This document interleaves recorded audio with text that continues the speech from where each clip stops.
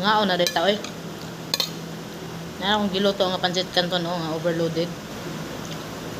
Mara pa akong kaunon karon di na ako mag-rice kay overloaded naman siya. Carbs naman eh. Samot man ikatambok.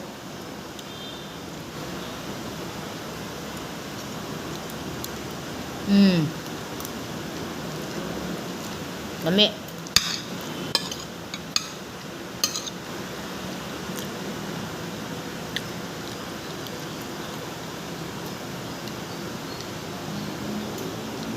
Nawa, mang saging, tilapan mang saging.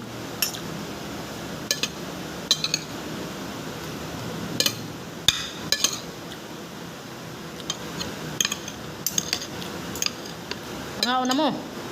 Tira mo tanaw na ko ba? Mabusog din mo ana.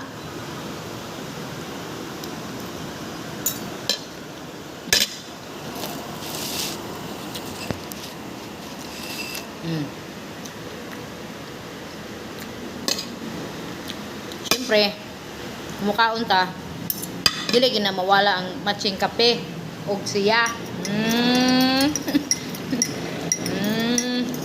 Yun na, mawala ng kape diha.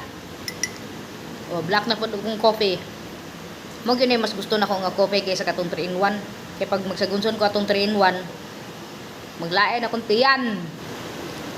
Hapto sa kong kuto-kuto. So, kanin na lang.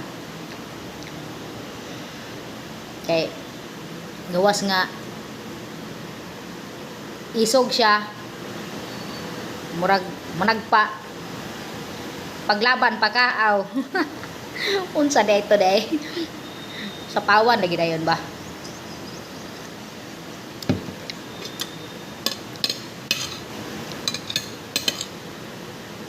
Gusto mo mutilawan akong kaon giluto pagluto mo ginyo or makatilaw mo.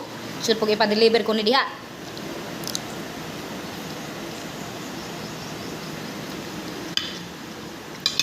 Namoy pancit canton diha.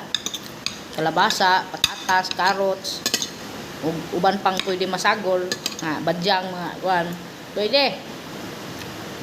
Pakaon na zero. Hindi glanit gamay.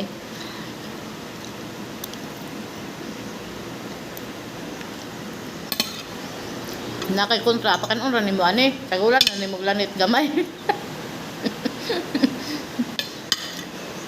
Pero ayo ana kay bad man na.